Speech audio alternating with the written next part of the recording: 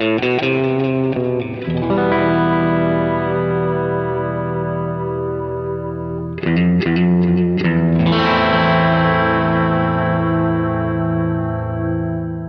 listening to Mark of the Maker.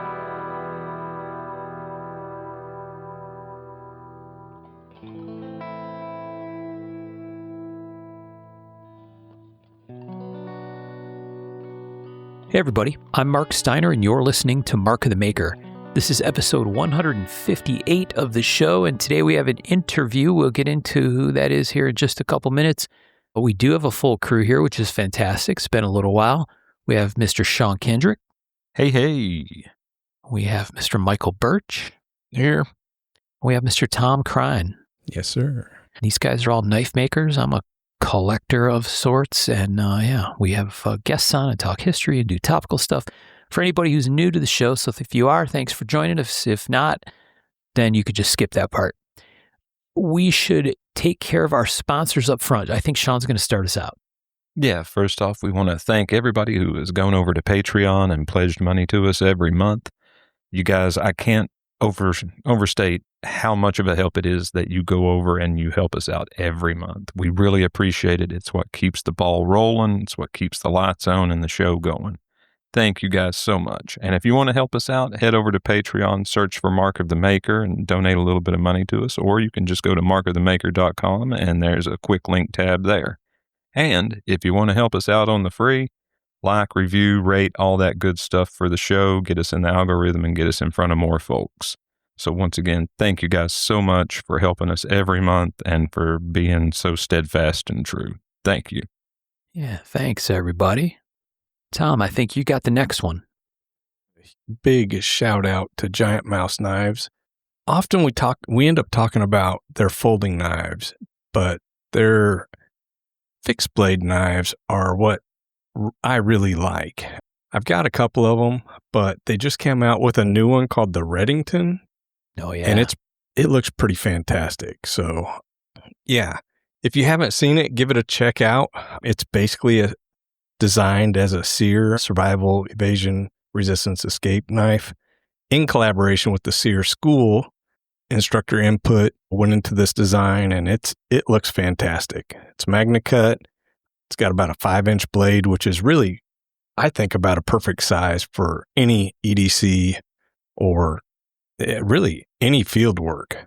It's a fantastic looking knife. I would highly recommend it. Check out their website. It's giantmouse.com. Also, check under their apparel. They've got some pretty cool shirts that are marked way down. So yeah, check out their stuff. Yeah, tell them we sent you. The Reddington is a really cool knife. I've seen that one. Yeah, I've seen Have that you one seen in one? person. Yeah, they're fantastic. Yeah, it looks cool. Cool knife. So the name is of the place in Maine where the Sears School is? Is that what that is? Is Reddington. Yeah. Ah, I see. I see. Yeah, absolutely. All right. Michael, you got the last one. Yeah. As soon as I clicked on their page, I realized maybe I shouldn't have picked it. These guys have been with us forever. Arizona Custom Knives. You guys hopefully have listened to Mark's exquisite big day out at Arizona, where we got to check out all these badass knives. I don't remember what the total cost was, but it was a lot of the knives he checked out. $160,000 worth. Yeah. But these guys, we love checking out their site. They have all the knives. I won't give the number. I know it's not 4 million or whatever I usually say, but it is a lot. But right now on their front page is a rare 7-inch Chris Reeves dagger, 1 of 25. Man, as soon as I clicked on that, I was like, shit. Son of a biscuit. 7-inch blade, .207 blade stock. Oh, God, I love the integral pieces, the fixed blades. Yeah. No, that's number 1 of 25, it says. Yeah. Dang. Yeah, that thing's gorgeous. That's pretty sweet. Yeah, you got to pay for it, but man, these are rare as hen's teeth.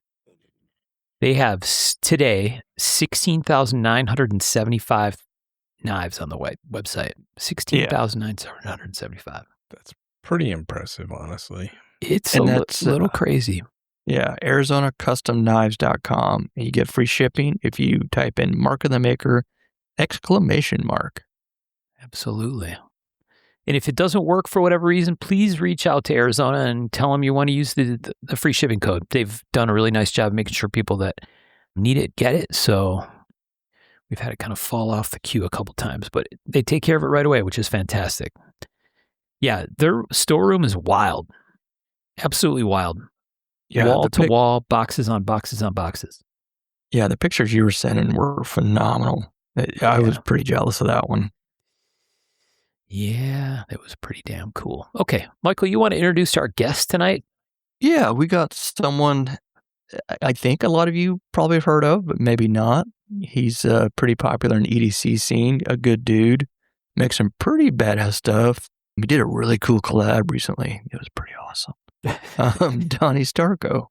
How's it going, guys? Happy to be here. Thanks for having me. Yeah, welcome to the show. Yeah, dude, pleasure's ours. Appreciate that. And yeah, Birch, that collab was epic, man. Killer work. Oh, I was As talking about usual. the Guinness one. Jeez. Starting it out on the right foot. I appreciate that. But though. yeah, I've got a pocket tool brand, make all kinds of stuff right here in Denver, Colorado. You can find me on my website, starkogear.com. That's also my Instagram handle. Or you can also download my app, which is in both of the stores. So the Apple Store and Google Store. Nice. Okay. So, all right. So tell us a little bit about yourself, like your background. And you can start young, man. We want to know all details, how you got to where you are, where you grew up, what it was like, all that fun stuff. Sure. I grew up in San Diego, mostly North County. I was there for 30 years. So Escondido, San Marcos, Oceanside, Carlsbad, and that was my grandparents. They raised me on 22 acres of avocado groves. Oh, nice. So I was outside a lot. They weren't our avocado groves. We had 2.5 acres there, but I was running wild, building forts, catching snakes, trying to shoot bats with my BB gun. Had a lot of miles on my BMX bike, Karate Kid in the garage type of kid. Mm-hmm. There weren't a lot of people out there, but I did have a couple friends. I'd hang out with them, play Nerf, watch Return of the Jedi, throw oranges at cars, kid stuff. Get into a little bit of trouble. It sounds like your basic perfect 90s way to grow up. It was. I'm very fortunate to have grown up in that time and been able to experience it all. Technology wasn't, it was there. It wasn't huge back then, but, I had a Nintendo.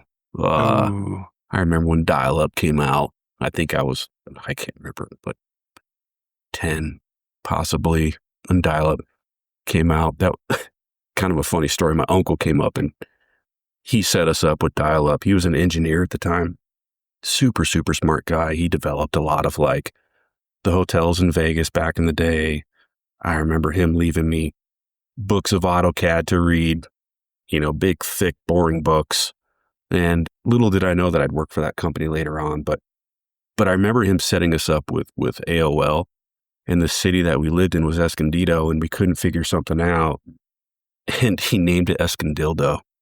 Was my AOL screen name. Oh, nice. I was like, all right, that's clever. I don't know how my grandparents didn't catch on, but forever it was Escondildo. So I'm in the chat rooms when my name's Escondildo. But anyway, I thought that was pretty funny. I wish I still had that. But yeah, typical. We can call you that if you want. No. If you really like it, we're in. It's taken. It's already taken. I've tried to get it back. I'm sorry, it might actually already be a done deal at this point. You don't understand the pull of Mark of the Maker. Yeah, exactly. The entire planet now is going to call you Escondildo when you show up at a show. fine. So sorry That's about fine. It'd be like It's a three core guys. memory. I would embrace that. You got to be really careful what you say.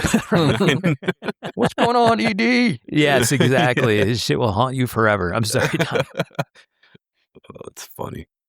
But yeah, like, movie rentals, like, was our thing. We'd always go down the hill, is what we called it, go down the hill, because it'd take us, 20 or 30 minutes to get down to where everybody else was. And we go to this little video place called ABC Rental. And I feel I would always rent the exact same movies every single time. Like, it never fails. Like, I might switch up the Nintendo game, but I would always get the exact same movies. And it was Bloodsport, Best of the Best, and Big Trouble in Little China. Oh, yeah. All Every time. winners. Yeah. All winners. Oh, All man, like winners. such great movies. Like, if it didn't have like ninjas or karate in it, like, I didn't want to watch it. Yeah. Ninjas But and karate, I mean, is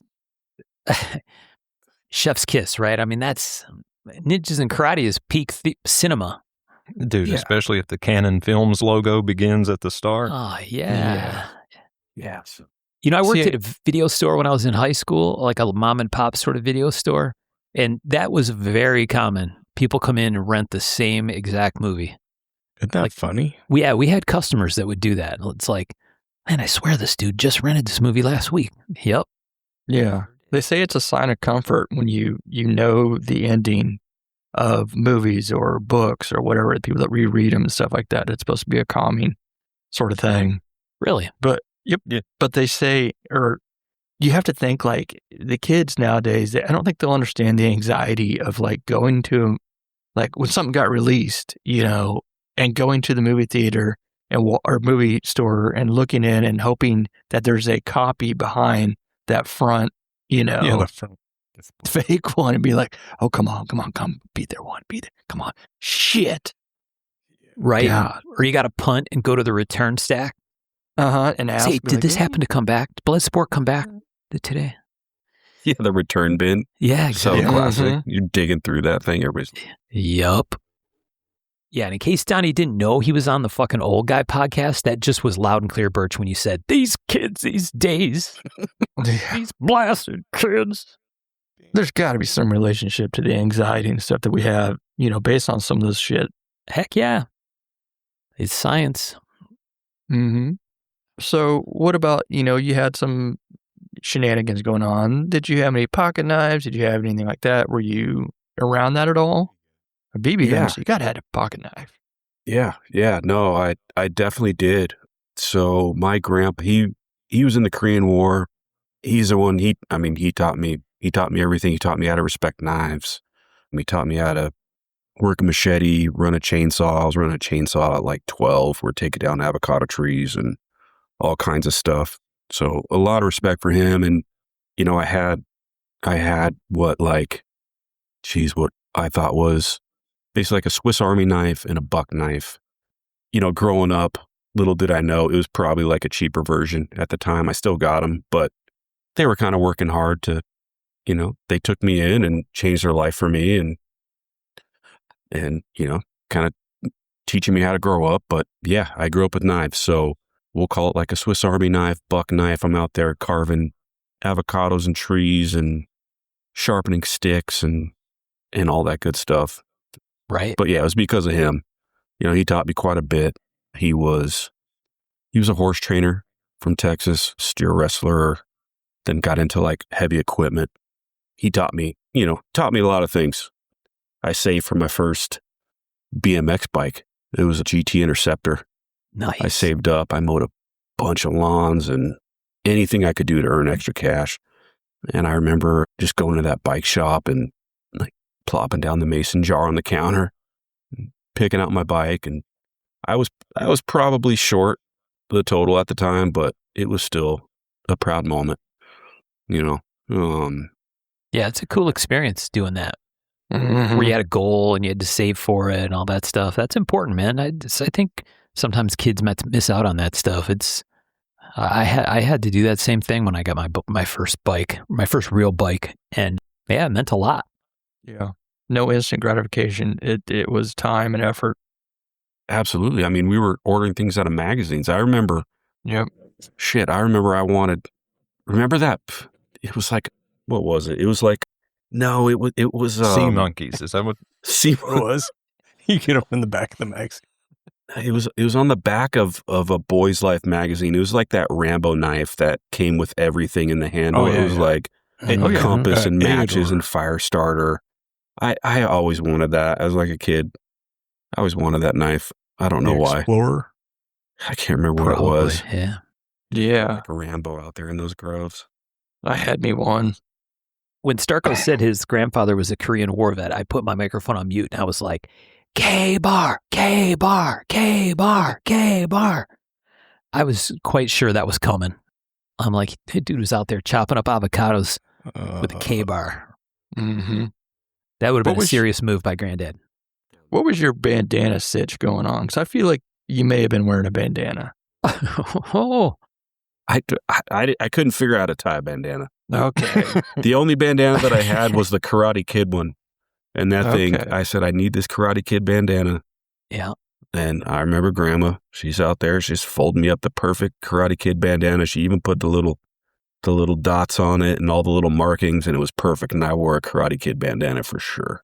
Nice. In my head, I just saw you just riding around a BMX, Lost Boys and all those funky, movies. Someone always had one on. Goonies shit. Yep, that was me. Nice. Lots of similar territory in that description. Oh, yeah. So what about from there? So you're a kid, you're enjoying life, you're learning lots from your grandparents. Yeah. And like, what's your next phase of your path in life? Yeah, not to bring it down a little, like bring down the mood, but my grandpa passed when I was 13. Oh, wow. So we moved out to Murrieta, which is like 30 minutes north. And that's where I had finished high school out there. We just couldn't afford the property anymore. I even got into I did try to do college a little bit for a couple of years. It just didn't work out. Needed help out around the house, and I just couldn't quite figure out what I wanted to do. But I started a job at a heavy equipment yard. So I learned to drive heavy equipment, pretty much whatever they needed, lube machines, load stuff, excavators, dozers on flatbeds, pilot oversized hauls, all kinds of stuff. Just, one job as many as a young adult. Growing up from there, kind of bounced outside I had left and went to Arizona for a couple years. Super hot. And yeah, came back, and that's it. Kind of reconnected with old friends. And that's kind of where that phase of me growing up. Did the Sort of. heavy equipment thing have anything to do with your grandfather having been involved in that along the way? Yeah, Yeah. I believe so. It was kind of like, we knew all the right people, and I'm trying to become a young adult, and I thought I was gonna be in that field for a while. I really did. I liked it. I enjoyed it. I thought it was cool. Huge machines, learning how to operate some of them. It was cool. It was a lot of fun, but it was also a lot of work. And honestly, I was like a big baby and didn't want to do that. And I started getting into sales and stuff like that. Yeah. Part of growing up, right? Figuring out what trips your trigger, what gets you motivated, how much ambition do you really have, that kind of stuff. So what happened in Arizona? You got quiet about Arizona. Just kind of Kill a man? Just what's that? Yeah, I know. You got anything you want to cop to, Starko? I should have. No, it was just me kind of, hey, I need to go figure it out for myself. Right. So I'm gonna go out there. I started working at skate shops. I started skateboarding a whole lot. I wasn't really doing much. I was having fun. I was seeing a different side of the family that I wanted to see. I enjoyed Arizona, but in the end, I really missed home. Yeah. And I come from a dysfunctional family. It's a mess.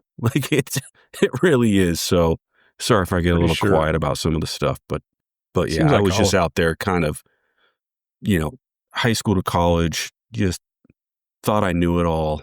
And, I ended up just coming back home. So we're getting to that point where you're kind of growing up a little bit. You're starting to have to find your career and you don't quite know where it's at. Is this kind of where you started getting into back to CAD or into CAD? No, not even close yet. Okay. Yeah, I'm still, at this point, I'm still trying to figure out what I want to do. And there's some jobs in between there, mostly a lot of sales jobs. I worked in telecom for a while. I worked in automotive for a while. And it wasn't until when I was doing finance for automotive, I was doing finance for Lexus, and I met some folks and I saw in their application and I said, I want to do what you do. Cause I looked up the company and I'm like, this is it. And it was for a 3D design software company. And I didn't go to school. So I just figured, hey, like to work here, figured I just had to have gone to college. I would need a degree. I would need all this stuff. And they're like, you would be perfect here. And I said, okay, great. Well, let's do this. Right. Like, and they sent me over there, referral, figured it out. I got my foot in the door, bottom of the totem pole, and it worked out. And I was just in the ether after that. All things CAD, all things CAM, anything manufacturing, anything infrastructure, multimedia. It was just the coolest company. And that company was Autodesk. They're the ones who developed AutoCAD. And I had a blast. I worked with a lot of really cool accounts, doing a lot of really cool things. I worked with like Army Corps of Engineers, a lot of federal accounts. Army Corps of Engineers was really cool. They'd use our software to program these robotic arms that they would have in these Connex containers. So they'd have like little mini CNC shops in these containers. And that way they can go like repair stuff out on the field. And so I was there for like that project. Navy was like, they were like 3D printing metal on submarines, which I thought was like the coolest thing. So I got kind of like a little taste. I worked with like John Deere a lot. They were kind of boring, honestly. They like drilled a bunch of holes and manifolds, and there was like a really cool part to John Deere, but I just wasn't involved in that. I wasn't cool enough, apparently. But a lot of really, really, really cool companies I was able to talk with, and I just couldn't get enough. And then that's when I moved to Fusion. And Fusion is a little different. It was kind of the Wild West. It was like a startup. I'm talking with, small startups, small job shops. I mean, folks like us in the community. I spoke with a lot of knife makers, and, then I'm talking with these guys about CAD and CAM, and I just knew that I wanted to do it. And I just was all in, and I just wanted to take that step. So I guess my question is, were you working on the program itself, or were you drawing for other people? No, neither. I was more on the solution side. So when I was there for 5 years, I would be on like a team of 10, and I'm just there to ask the right questions, be making sure I'm understanding the right things about the company. Nothing tech, nothing fun at all. But once I understood that, that this is what I want to do, because I'm talking to these guys who are like, yeah, I just do this on the side. I got a CNC machine in the garage. Like, help me out here. It's just like, wait, you're doing this like full time? Like, you're making these parts? Like, yeah, this is what I do. And then I start finding out that I got friends doing this thing. I got a friend that works at this big shop in California, like making stuff. And then I find out, and then I meet all these Colorado guys. They all got CNCs in their garages. Swan's got one. Julian's got one. Gething's got one. Tyler's got one. And I'm like, this is crazy. This is a crazy world. And I'm going to like Chicago, and they're like I'm seeing all this crazy tech, and it's just blowing my mind, like more than my brain's oatmeal at this point. I'm like, how can I learn this? So I just quietly sit down with techs, and they're showing me everything that they know. I'm learning as much as possible. Anything extra that I know is going to help STARKO, I'm all there. And then plus having like all those people around me now, like there's a good ecosystem of these like Colorado guys and other folks. And it's just kind of snowballed. And I knew that manufacturing was where I wanted to be. Yeah, it's an interesting jump from kind of coming into it from more the sales and application kind of side, right? Like the solutions, like you called it, right? Where you're not a software engineer by trade, right? So you're not designing or writing software, but like, how can people use this is sort of the angle that you were involved in it with from the beginning, right? Absolutely. Yeah. Yeah, that jump from like machine shops being a literal like big shop to realizing that people can make real money just shoving these damn machines into their shop is pretty crazy. Yeah. They'd be You know, making like- like a little, I don't know, a little bolt for NASA or something, and then, they're retired or whatnot. It's mind blowing. It's like Les George likes to say a lot. He'd be like, they'll sell them to everybody. You don't need a license or anything.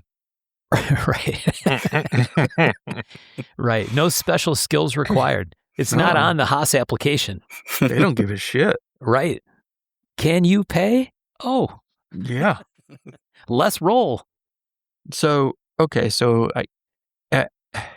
how long ago was this that you started kind of like, seeing that this might be something you were into? And what were you seeing that you're like, okay, this is pretty rad? Were you collecting anything at that point? Were you just kind of seeing EDC stuff or knives? Oh, yeah. I started collecting, I think it was probably maybe 2015, probably 2016, maybe probably right around 2015.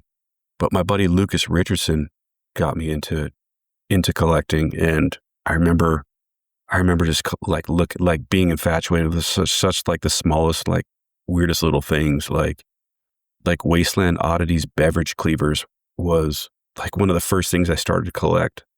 They were just like the coolest little, they were just like a little bottle opener in like the shape of a cleaver, and he did all this like hand leather work. It was just like the neatest, like coolest little item, and I'm like, I can carry this in my pocket, like around me all day. I can carry this, like, kind of cool. But yeah, that guy Danny, I don't know where he is now, but he's awesome. I was a huge fan of his. But yeah, my buddy Lucas Richardson got me in there, and I remember him going to shows and taking pictures of knives and all kinds of things, and I'm just like, wait, what? They make knives like this? Like, it's not just a Swiss Army knife with all this like elaborate like metal, and it was just pure art at that time. And it was just pretty wild to see.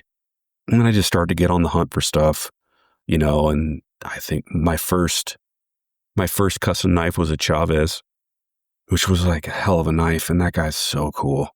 Yeah. That guy's so cool. He's just a cool guy. And fast forward really quick. My second show that I've ever done was at USN. And then now, like, Chavez was entering my lotto. Like, this is wild. Yeah, this is full circle. crazy. Like, how does that happen?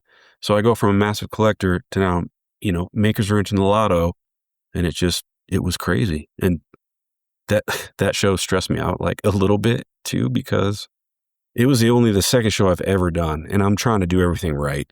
I'm trying to say the right things and do the right stuff and make sure everybody's happy. And my buddy Jesse was helping me pull the names for the lotto.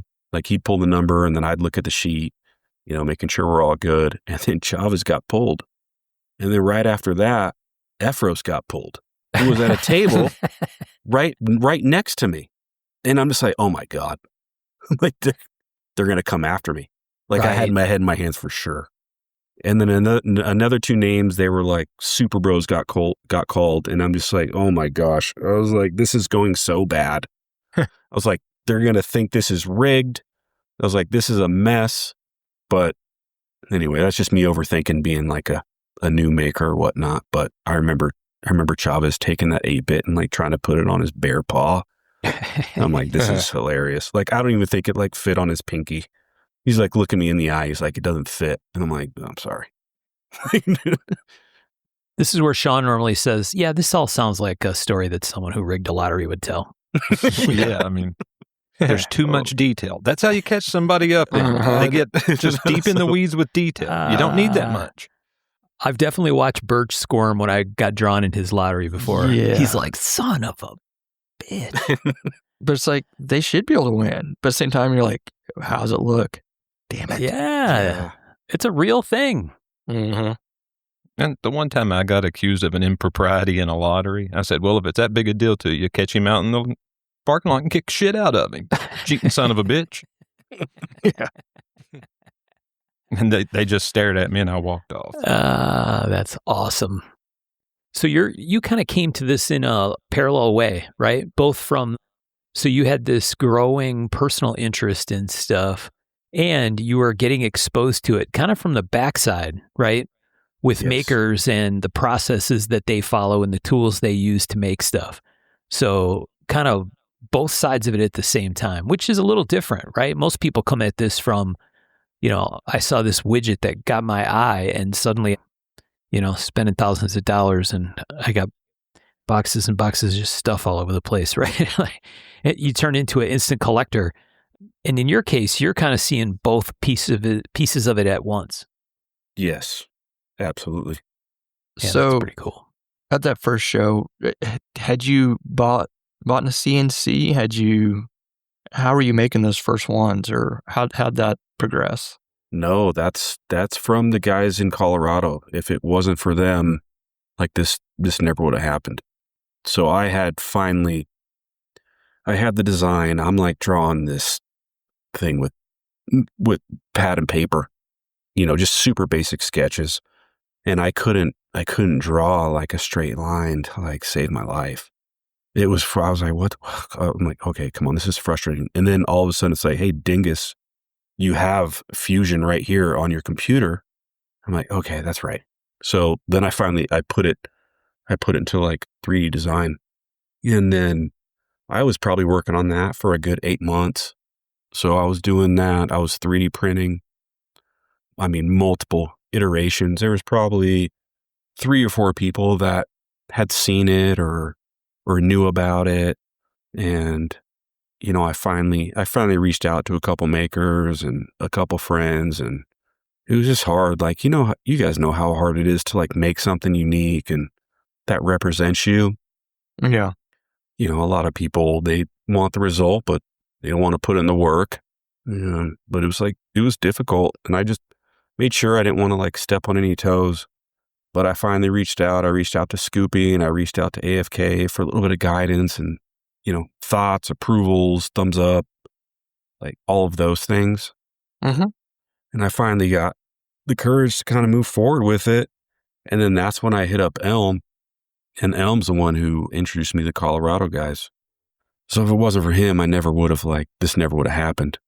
And, come to find out, like Swan, Julian, Tyler, we met at a brewery. I showed them my design and they're like, all right, well, let's make it.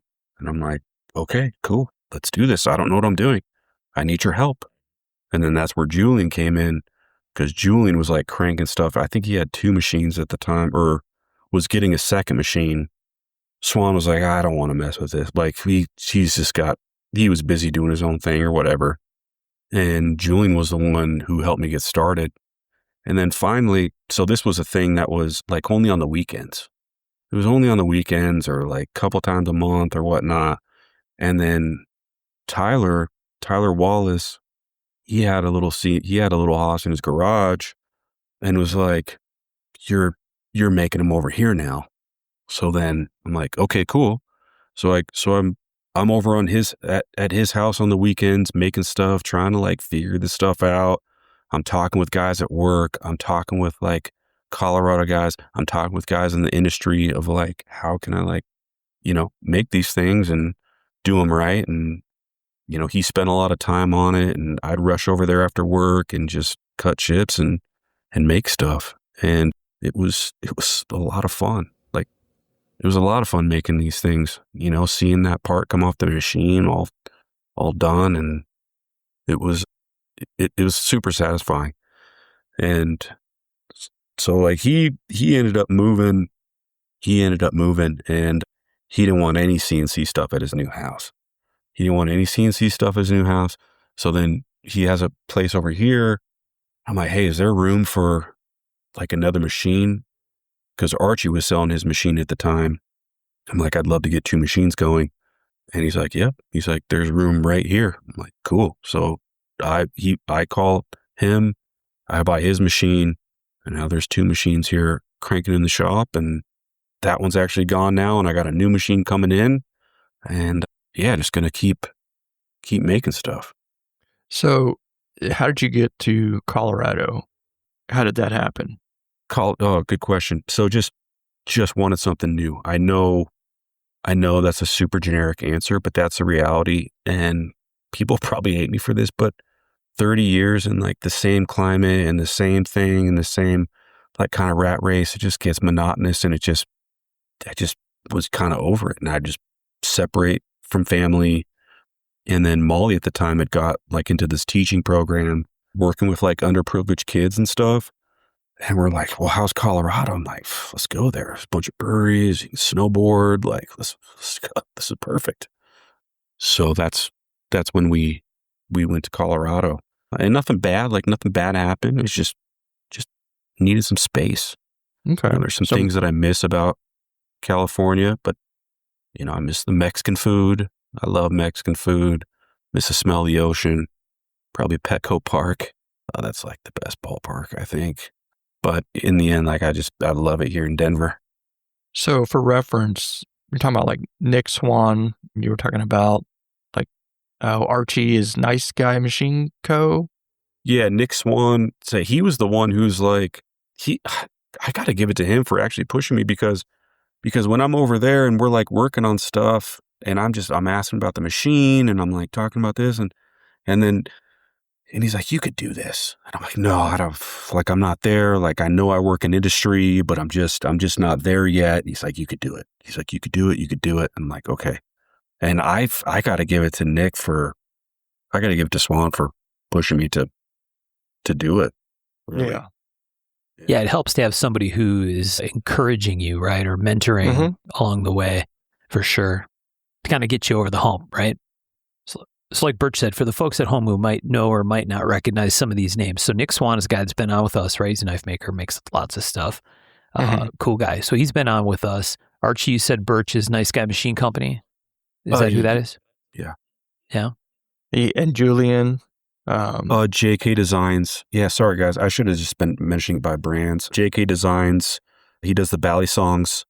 He went to school. He's crazy smart with this stuff. And if it wasn't for him, this thing wouldn't have got started.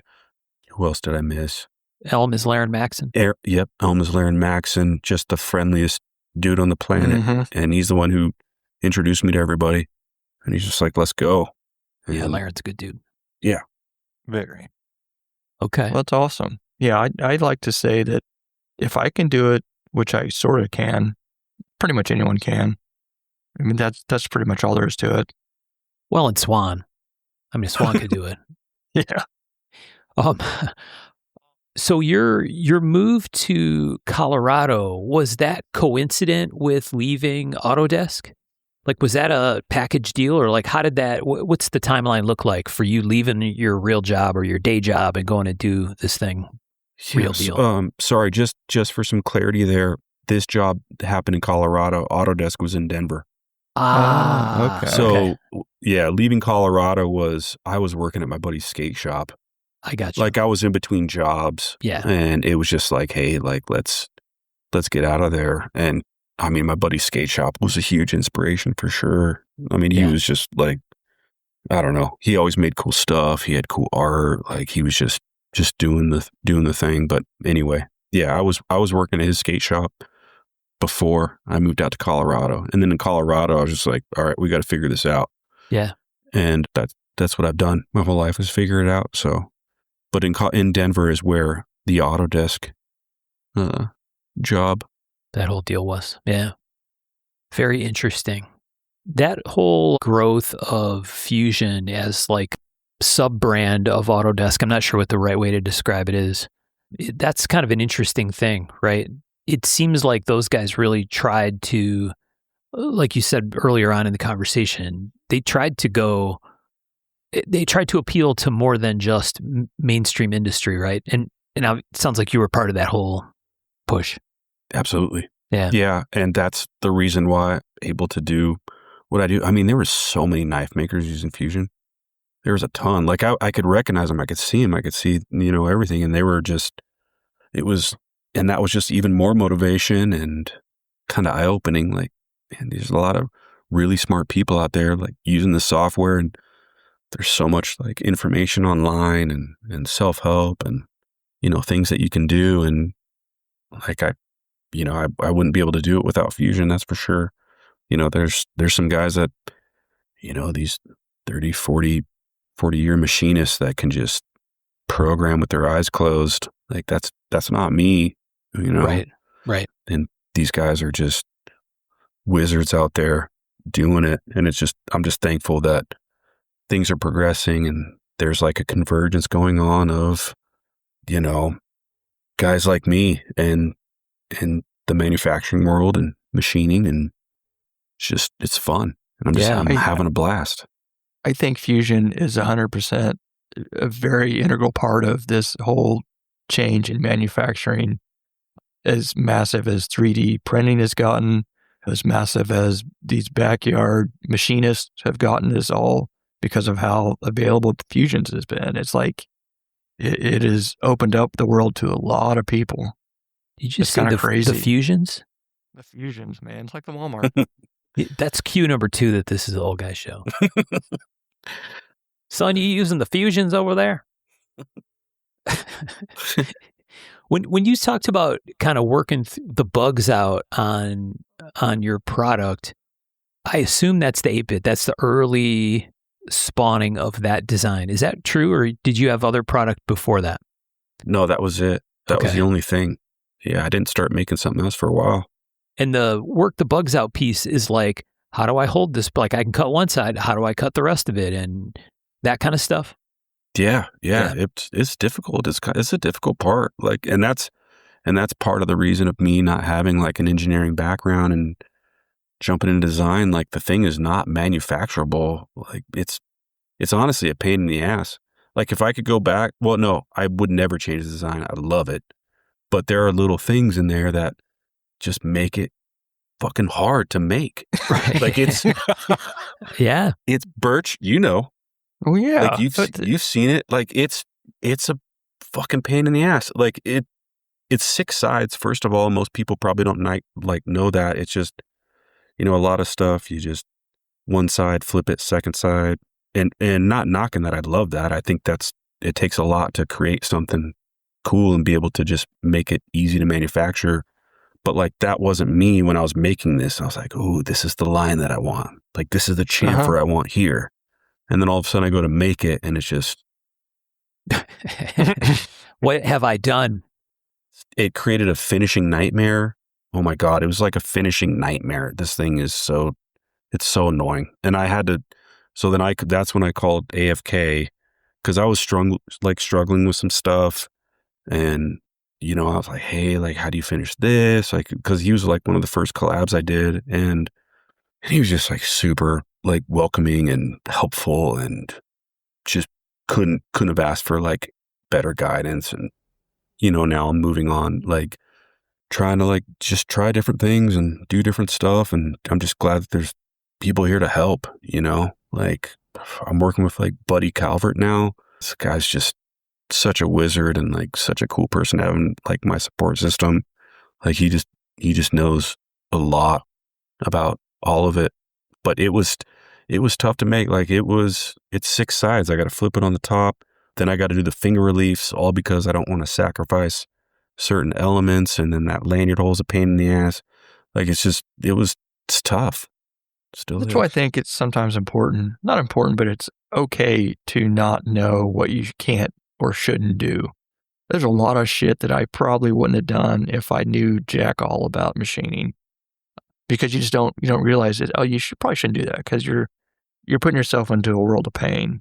But you may not have made that design choice if you knew what you're getting into, which kind of restricts creativity in my mind. 100%. That's what I tell myself, because I don't know jack all. No, that's exactly where I was going to go as well. The whole thing about, if you don't know any better, of course you're going to do some cool shit, right? And that's the trap, or maybe it's not the trap. Trap might be the right word, of, being an engineer versus not being an engineer, right? Or being a machinist versus not being a machinist, is Yeah, you don't know that you really, really should not do that. Right? Yeah. You're going to make your life fucking hard doing that. What are you doing? And as a result, cool, there's something beautiful that comes out the other side of it. Yeah. Okay, there's a lot of work involved, right? And maybe some stuff you didn't expect. And you learn that stuff. And I would guess, or I have to believe that as someone matures in their design, I don't know, maybe not capability, their design path, that changes too, right? Because now you're formed by those experiences you had. So, okay, here's Birch who's figuring it out the hard way, or Donnie's figuring out the hard way. Well, I'm going to guess by the time you get to your third or fourth or fifth or sixth or 10th design, they're going to have a little bit more design for manufacturability built in. You know what I mean? Probably should, but I don't really. It's like, my thing was like, okay, you had Cam. Okay, let's learn how to draw. That's awesome. It was so helpful. Here's Cam. Did I say CAD or Cam first? CAD. Learn how to draw. Then you have Cam. Let's learn how to do your tool paths. And then you're like, okay, this ain't too bad. Then you're like, now you got to hold that fucker down. The fixturing is such a massive thing that I really had no idea about for quite a bit and wrangled with. And I know Tom does the same thing of like, you see someone with a fixture plate, you're like, what the fuck you got going on there? You're trying to pick up any tip and trick you can. Mm-hmm. And I still think of fixturing last. I'm like, I want to do this and I will work any way around it.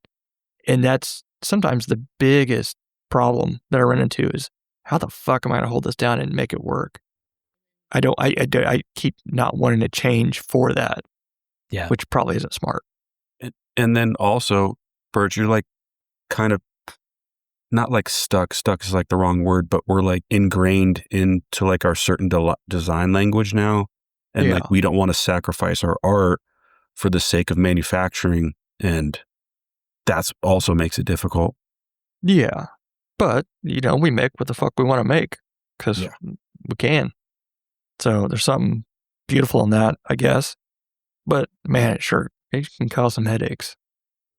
So, all right, are we kind of caught up on like where you were now? So how long have you been making the 8-bit? I guess 2015, 2014? No. That was when I started collecting. 2020 is when I started actually making the 8-bit. I was about to say, I didn't think it was that long. No, to 2020, it was like fall. It's right around fall. I started making that, and I started making it, designing it earlier that year. But fall is when I kind of did the launch and did the group and started getting it out to everybody. Did COVID stuff, did that play any part in the like, I've got some time to sit here and design?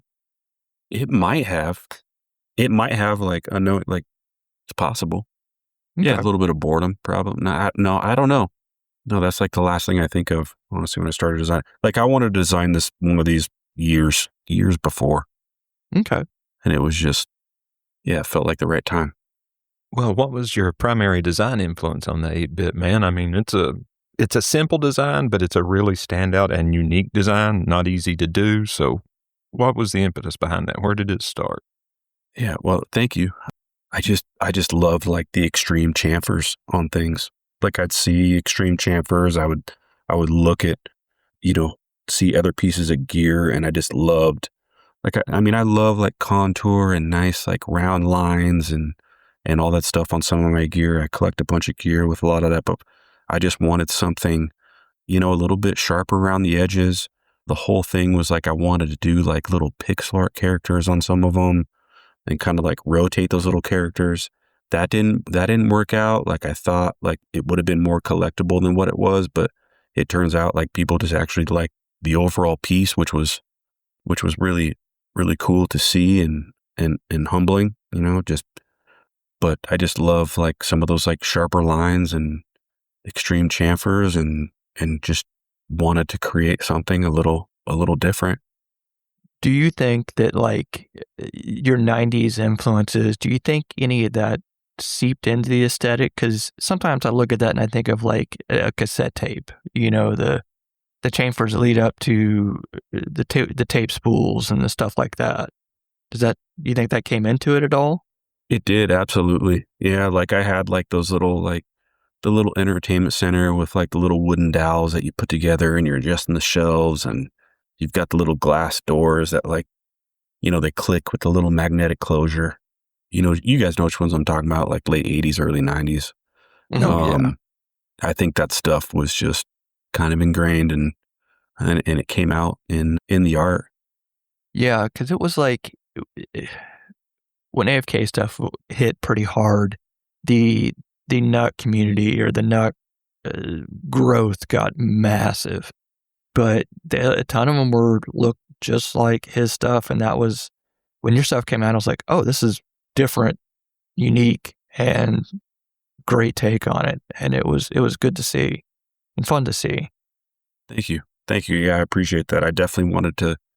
I'd be lying if I said I didn't want to try to strive to do something a little different. And I'm glad I kind of took that leap. AFK was just, his art is beautiful, like I felt it, collecting it. And I'm just glad I was able to, talk with them and shoot the shit and, take a step with my own projects and my own art and create stuff. Did you get any, it sounds like you kind of did all this, you ran your ideas by Andy as part of that process, right? Did you have any kind of pushback from people in the community? Like, oh boy, this is awful close to what somebody else does. Or did people give you space on that? Yeah, none at all. Because I had asked like multiple makers. Yeah. He was the first one, obviously, because he was one of the main ones that I collected. But I asked multiple makers. I asked knife makers. I asked collectors. I probably asked so many people within just a couple months just to make sure, because I just did not want that. Like, I didn't want any like pitchforks coming out, and I just wanted to like have fun, and I just wanted to like make sure that I was good to go when I shared it, and I felt that was the right move. But no, I didn't get any at all. Zero. Yeah.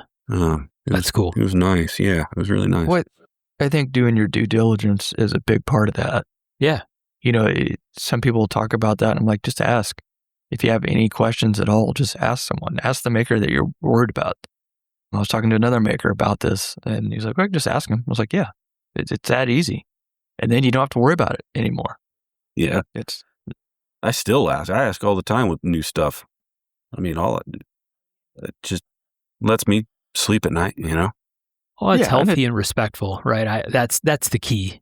Mean, in the end, I think that's for almost everyone involved, whether they admit it or not, right? That's what it really comes down to is, did someone have the respect to come ask you, hey, what do you think about this? Do you think it's too close? Do you think I should do something different?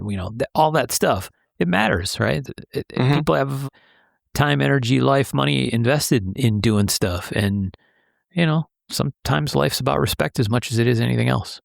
Well, especially in this industry. You should not want to step on anybody's dick. I designed a slip joint different. And it's got a big old swedge on it to grab hold of.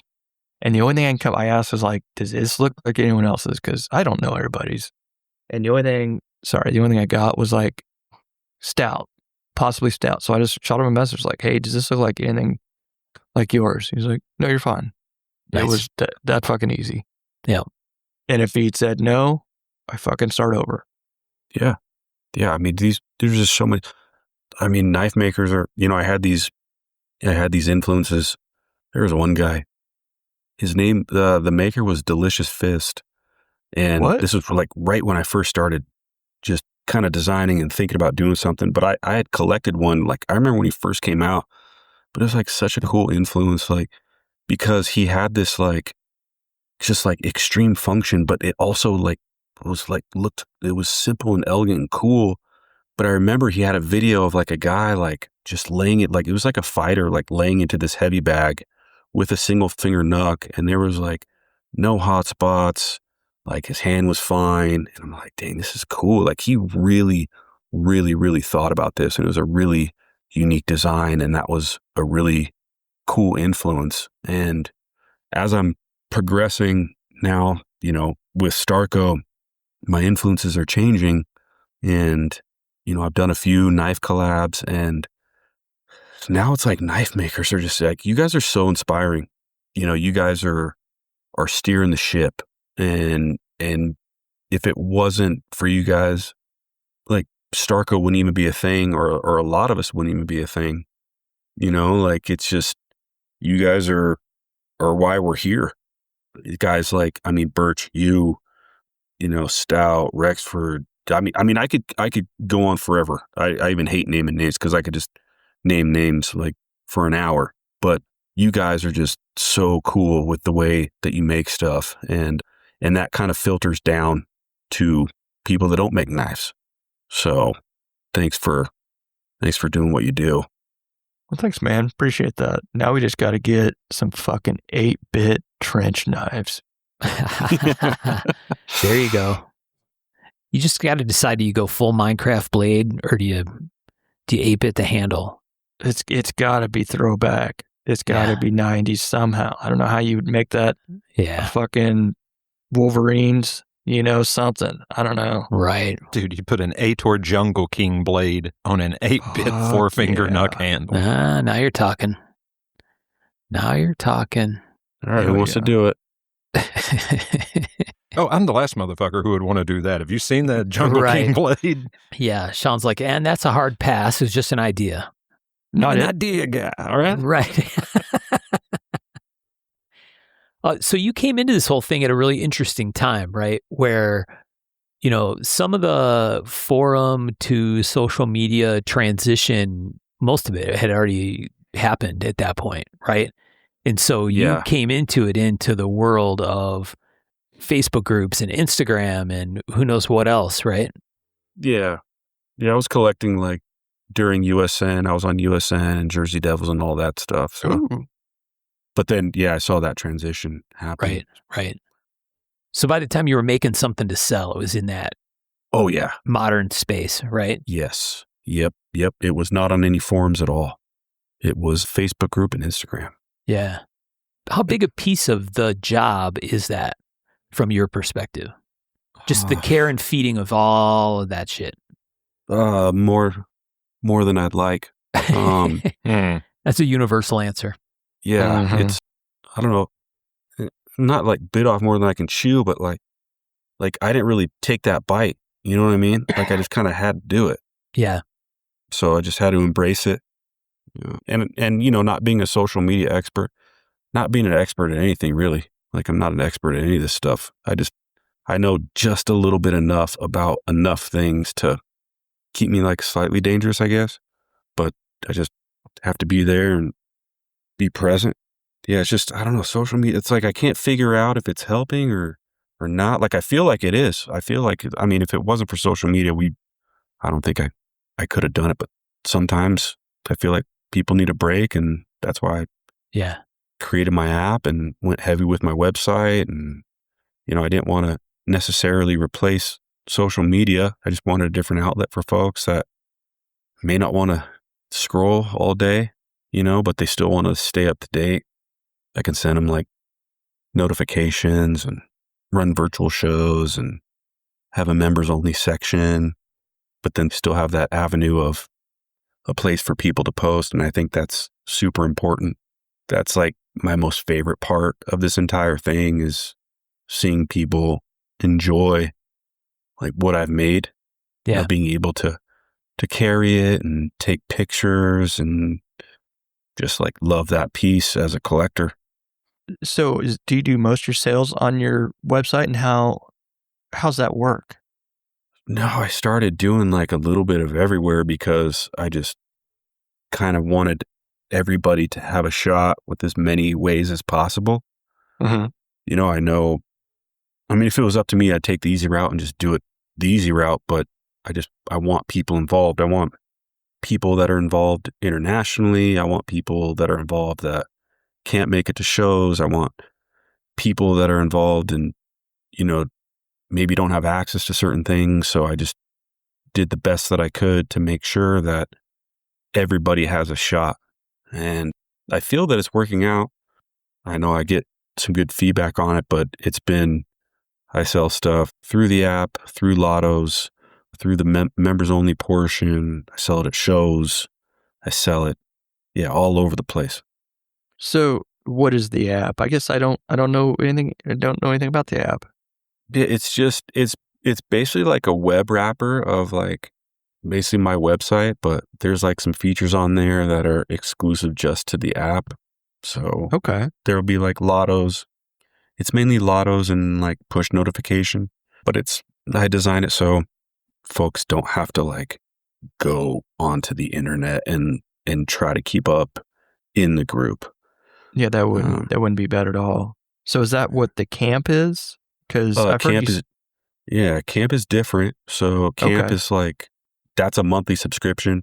And then you get access to a lotto every month. You get access to other stuff. Like I'll throw stuff up on the store, maybe some like exclusive things for them, maybe camp only lottos at shows.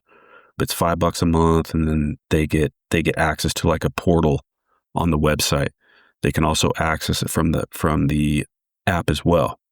But I just throughout, since 2020, I've constantly got like, hey, how can we support you? I want to buy direct from you. I want to, take care of these. I want to support you directly, like in short. And before launching that, again, I did my due diligence and reached out to as many folks as I could. And it was like fully supported. So it's just another way to be able to access some of the stuff that I make. Well, that's pretty awesome. It sounds like you got it pretty much covered. I was like, oh, you should do that for me. But then I realized I don't really sell much. Yeah, that could be a problem. Yeah, join the camp in 2 years. Yeah. I don't like that 2-year commitment thing. Right. I'm not going to join. Yeah. That is a far too stretched out a gratification pattern for Sean. So what's the reverb situation on Knuckles? Is this something like you don't ever, do you sell them and they kind of go away, or do you ever, how's that work? That's something that I don't want to. So, I mean, they're a couple $100, Yeah. And I'm not saying that lightly, like that's a lot of money, I feel, for, any kind of item. I think $200, but like it's also not like $1,000 knife or like a $2,000 knife. Like that would be tough for me to keep up with.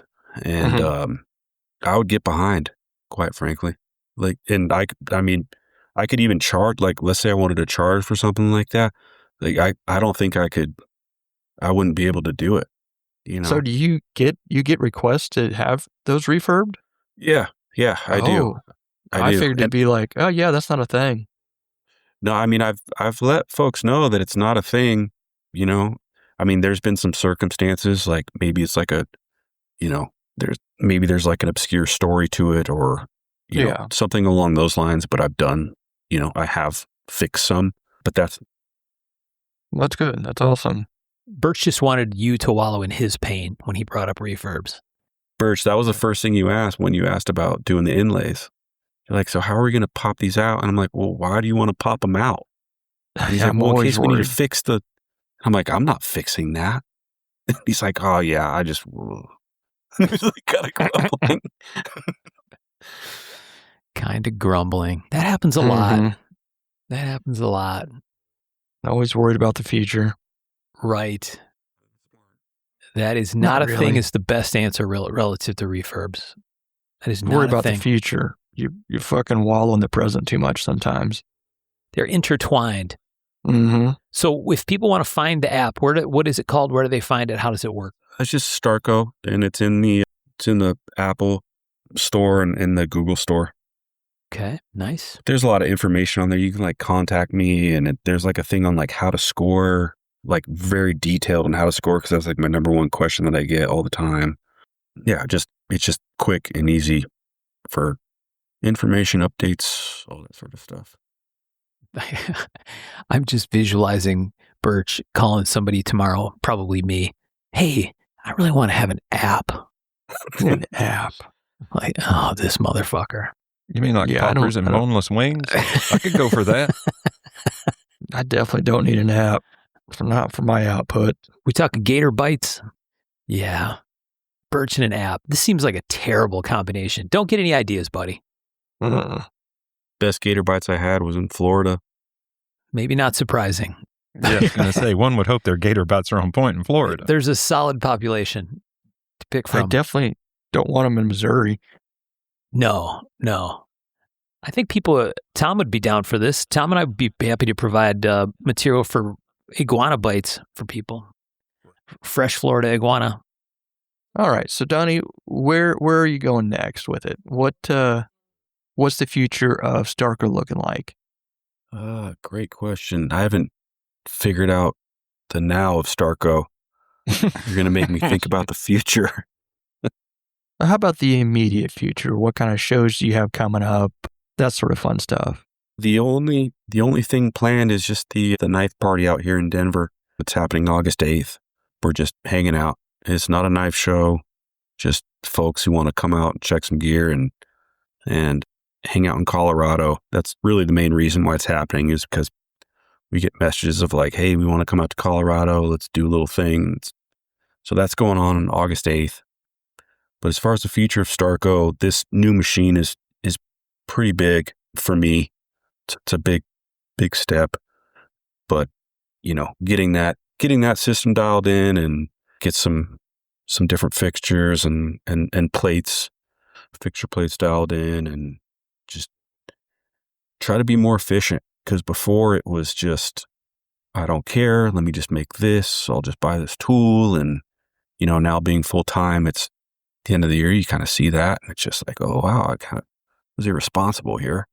So I just want to make sure I'm kind of doing things a little, just doing things better, more efficient.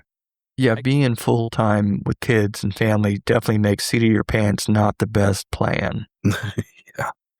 I fully expected Tom to jump in with new machine, you say. Yeah, that did pique my interest. I was curious. Tell us about it. Yeah, it's the same model. It's another Haas mini mill, but this one will hold more tools, which was like the biggest thing. I was sitting at the machine and swapping tools mid-op and just pulling my hair out. So I needed to take that jump. Little different coolant management, which is probably one of my least favorite things. So that's going to be helpful there, but just a little quicker. It's a newer Haas mini mill, but it's just a newer version. So it can hold more tools, manage the coolant. This is going to hold 20. I don't think I looked at the 30, but 30 plus 1 or whatever it was, but I'm just not there. I don't think I need that many. I'm at like 13 now. Yeah, Is that like it's actually really, really a nice number. Super mill or super mini? It's just the mini.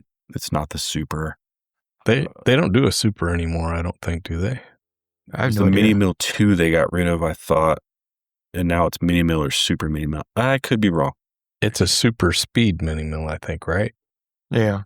But that's been fun getting it in here, and they're supposed to be here on Friday to get it all set up. I'm super, super excited, but I'm also thankful that I've got the CM1 next to it. That one's Tyler's. He doesn't really use it. He did make some stuff, Tyler Wallace, but so I'm able to make some stuff on that thing. It's a compact mill. It's really cool. It's got a tiny footprint, high RPM, holds a bunch of tools. Like that machine can provide some really, really nice finishing work. And it's got the pull-out sump.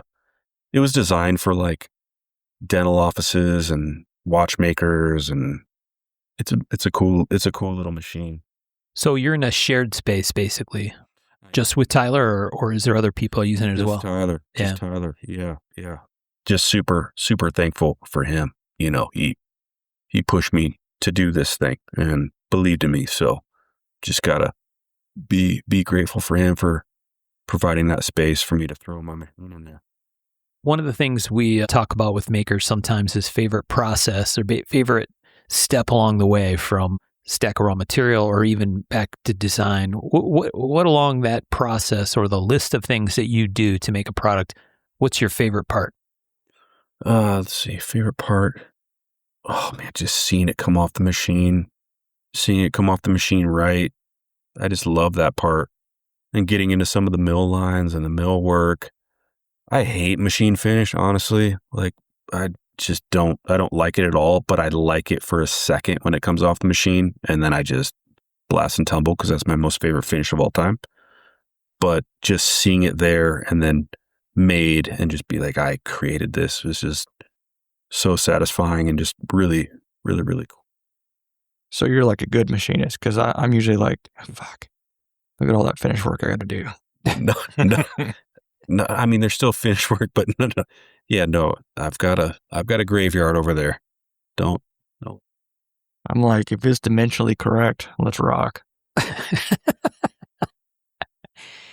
If it's dimensionally correct, Birch is like, yes. I got sandpaper. I got finishing skills. Let's get back to it.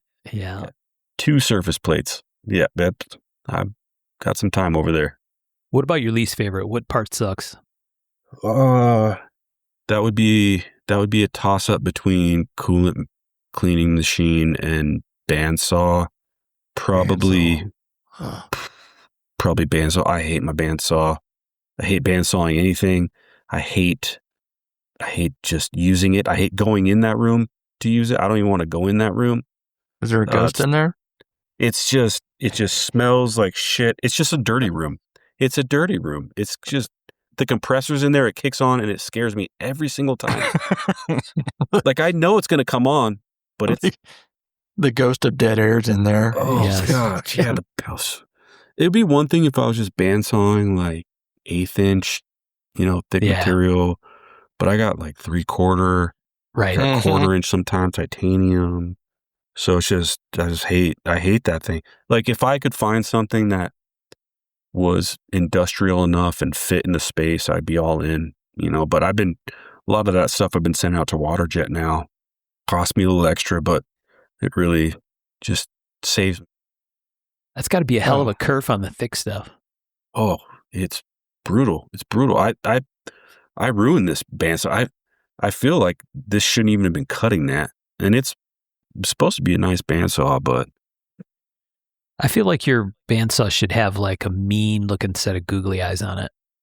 Yeah. Just so you remember who's boss when you walk into that room. Yeah, fucking bandsaw. He's mean mugging you as you come in the door. Mm-hmm. All right. So you're of the era, of the age. You got to have a favorite He is movie of knife. age, I'm quite sure. Go ahead. Well, yeah. Of age to give us a proper answer is what I'm saying here. Yes. What would be your favorite movie knife? oof. And we're I not think going to I hold you know. to one. If there's a couple, that's okay too. Good man, probably. Just before you answer, we will judge you. Whether we We do it are. on the show or behind your back, We are going to judge you, I mean, I haven't. especially when you told us what you rented forever. What I want forever? What movies What you you're- rented over and over again? Oh, yeah, probably. I mean, I don't have a favorite, but it's got to be. Maybe it's got to be like a Rambo knife. I'm sorry. The proper answer was Jack Burton's knife from Big Trouble in Little China. We got to erase this whole pod. I don't just erase it. Oh man, this is terrible. I also See, like that knife in Gerber vertical limit. This is going to be really tattoo. dumb, but I just love that that knife in vertical limit, that trench knife with the dudes. Vertical limit. Yeah, I know it's weird, but it's just your typical trench knife. But for whatever reason, I just thought it was badass in that movie. I don't even remember the knife in that one. It's just like a typical government issued trench knife. 1918 knockoff kind of thing. Yeah, exactly. That is 100% the first time that's ever been said. Probably. Yeah, there you go. All right. So you were teetering. So you ramped it up with the 3 movies that you watched over and over again. We were like, hell yeah. All right. He's got I cred know. with us now. And then you said Rambo knife, and it's I like, know. yeah, it's played out. Rambo knife. Yeah, well, the good part of all of this is our judgment means nearly nothing. Actually, it means less than nothing. Pretty much, yeah. Yeah. But Sean will talk shit about you when we're done. That's all for you sure. gotta know. You just got to know that. I wouldn't. If You I should hear can't handle any shit talking, I'm been living life wrong. Well, with that crowd you Challenge mentioned, accepted. Yeah. that crowd you mentioned along the way, I can believe that. So I think that's it for us, man. You got anything that you want to ask or anything you want to talk about before we wrap it up, or any special projects that you didn't mention or collabs that you want to kind of tease out there? No collabs in the works. I mean, they're in the works, but nothing immediate that I can talk about. We're still kind of just hashing stuff out. I'm working on a project, like, I don't believe it or not. Like, I know this is a knife podcast, but I'm making some golf tools. Something I've been wanting to like do for a long time. I love golf. Nice. And going to be working on that. But yeah, outside of that, just, we're doing that knife party on August 8th out here in Denver. And yeah, that's all I got, guys. All right. Hit them again with the website, Instagram, app name, just so people wrap it up with that info. Yeah, STARKO gear for all of it. I would just have STARKO, but that was all taken. So I had to add something on there. But it's STARKOgear.com. STARKO gear is my handle. And then I think it's just STARKO or STARKO gear for the app. Awesome. Well, thanks for taking the time to chat with us, man. Thanks for having me, guys. Appreciate Thanks it. for having me, guys. I appreciate it. No, dude. Pleasure was ours. Excellent interview. Mm-hmm. Sean, so you guys aren't ready to talk about the 8-bit trench knife, like official announcement or anything?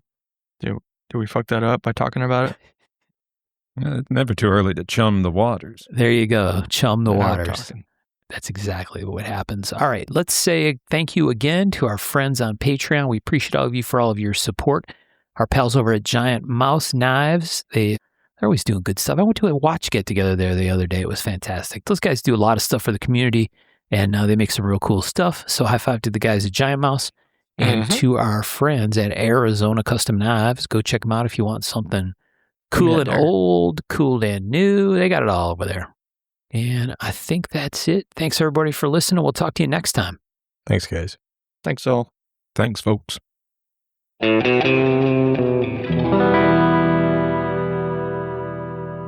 To learn more about our makers, you can find Tom Crine in his Facebook group, Crine Knives, or on Instagram @Crine Knives. For Michael Birch, check birchtreeblades.com, Facebook group Birch Tree Blade Works, or Michael's Instagram @BirchtreeBlades. For my own projects, I'm on the web at raygundivision.com, or check my personal Instagram @msteiner.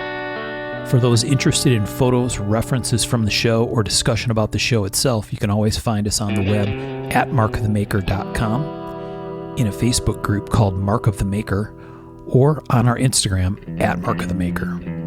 Last but not least, credit for the ultra cool and haunting background music we use for the show. This is a piece called Noir Guitar by Stevie's Amp Shack, found at the Free Music Archive and licensed under Creative Commons CC BY 4.0. And as always, thanks for listening.